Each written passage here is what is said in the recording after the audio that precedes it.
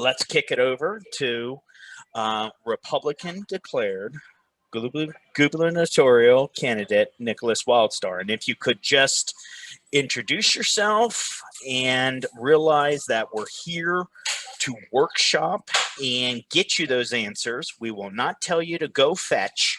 We are here shoulder to shoulder, okay? And I think you got some support staff on this call as well.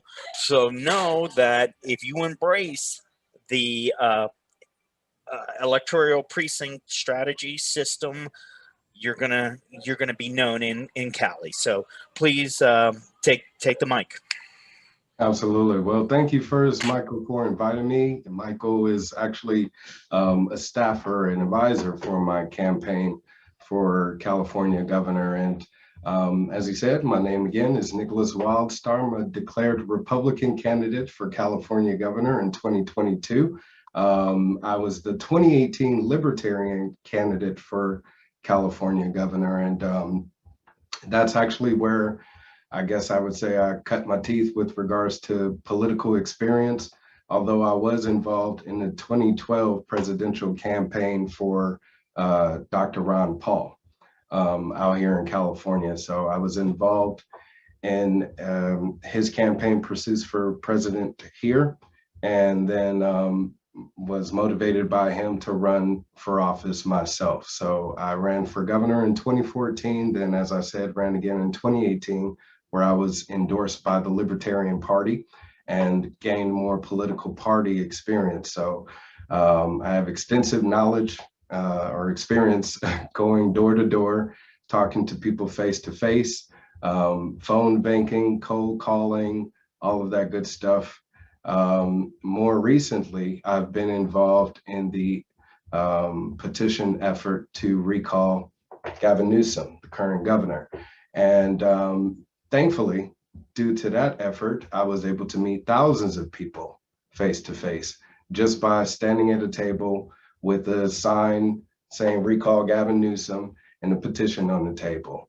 So I was able to speak with more people, and I again was instrumental in that effort here in my county, Fresno County, where I live, and was able to gather thousands of signatures towards that effort, and we were successful. It was one of the largest volunteer efforts, petition efforts for initiative in the country.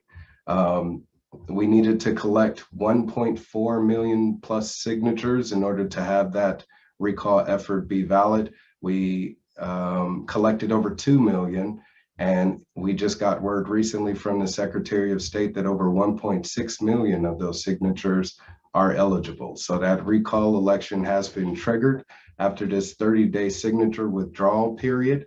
If those signatures still stand, then we will be having a special election here in California, most likely sometime in the late fall. So I'll be, again, filing to run as a candidate for the recall election, and have lots of people that I know here in Fresno County that was involved in that recall effort, other volunteers that are looking for another way to get involved and not let this people's effort to regain control over our political system here in the state go to a waste.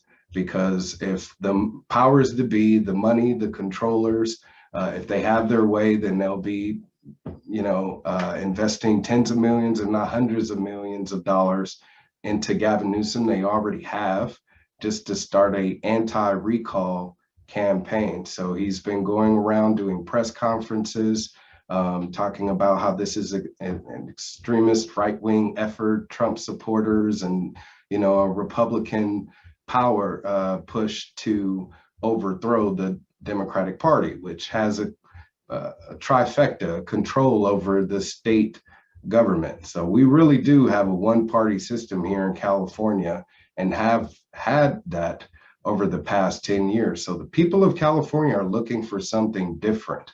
The one thing about the California Republican is they're not mainstream news Republicans. So although you may have a growing number of Trump supporters, here in the state of California. The reason why he did not win the state of California is because of a lot of his policies, mainly having to do with fiscal responsibility. You know, he campaigned on building a wall that Mexico would pay for. Taxpayers foot the bill for that. He campaigned on making monetary policy changes to possibly get us back on the gold standard. That hasn't happened.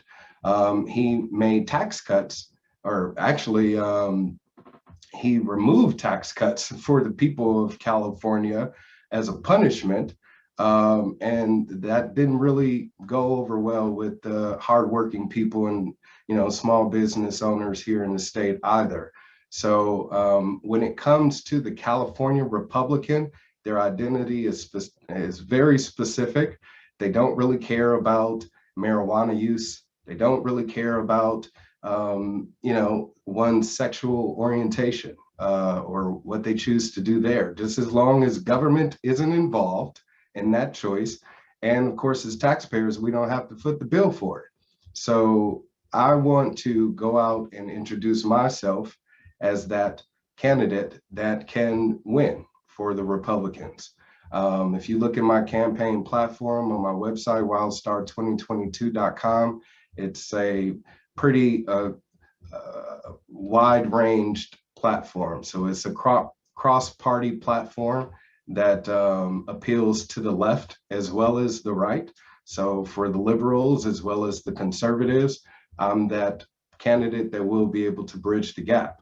The one thing is because I'm anti-establishment, most likely I won't get support from any of the powers that be, you know, mainly the unions and, you know, big banks, et cetera.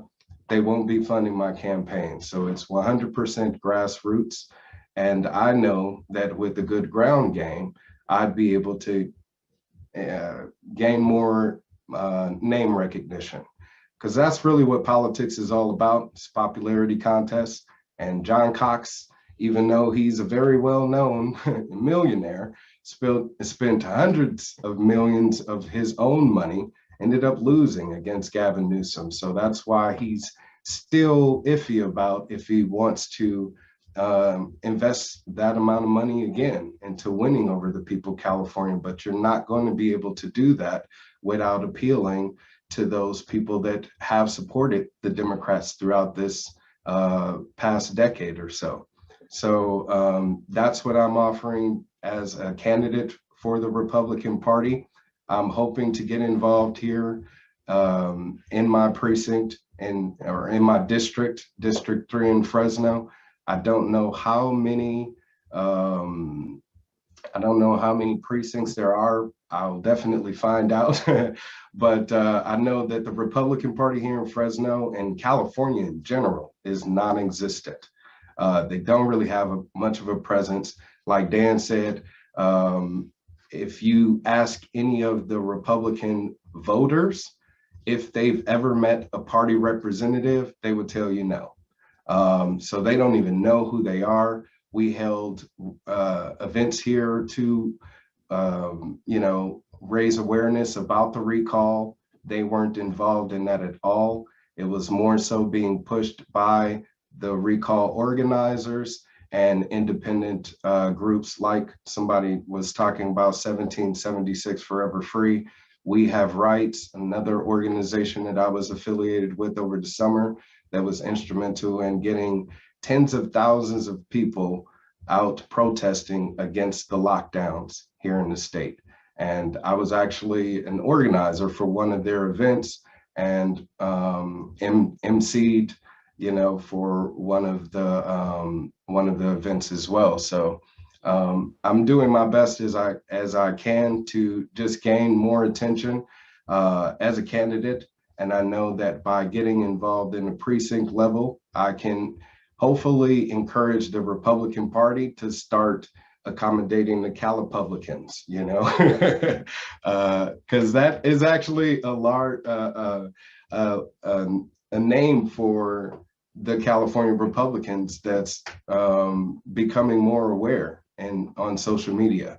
and conservative groups. And all of the candidates that are running that are speaking about being, fiscally conservative aren't really showing that by splurging campaign funds. So if we want to make sure that we're vetting our candidates properly and making sure that, we're supporting them throughout their success, especially if they're to challenge Gavin Newsom and actually give him a run for his money. If we want to win the state of California, this is the way to do it. Arnold Schwarzenegger was the last Republican that was elected here in the state of California in a recall election as well. A Democrat by the name of Gray Davis, who was the governor, he was recalled in 2003. Schwarzenegger came along, got a little bit over 40% of the vote in that special election because it's winner takes all. So you can win with 35% in the special election. He won with, like I said, a little bit over 40%, and he mainly won because of his money and his celebrity, appeal. Everybody already knew who he was. The Republican Party itself wasn't behind his candidacy, wasn't behind his campaign at all. And I don't think they ever really got on board with him at all. He more so just drove the party and ended up leaving and doing his own thing now. But he isn't really involved with the California Republican Party at all. And it's still being built up. So I have assimilated about 3 or 4 volunteers so far here in Fresno that would like to get involved with the precinct effort. And I have several other volunteers for my campaign throughout the state that would be interested in doing this as well. So the more I'm able to learn, the more I'll be able to pass on to my team, and hopefully we'll be able to drive the Republican Party here in the state to a victory.